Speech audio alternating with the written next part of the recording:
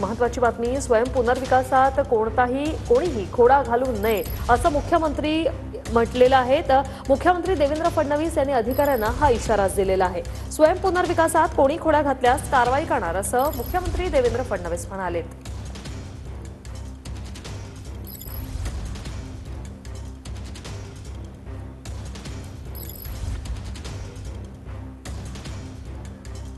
बघा, स्वयं पुनर्विकास म्हटल्यानंतर अनेक दलालांची दुकानं बंद होत आहेत आणि ज्यांची दुकानं बंद होत आहेत ते खोडा घालण्याचा प्रयत्न करतात।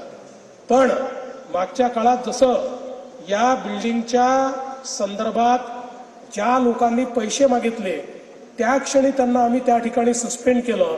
मी आजच सांगतो, स्वयं पुनर्विकासामध्ये कोणीही खोडा घालण्याचा प्रयत्न केला तर त्याला त्याची नोकरी वाचवता येणार नाही, हे लक्षात ठेवलं पाहिजे आणि या हिशोबाने काम केलं पाहिजे।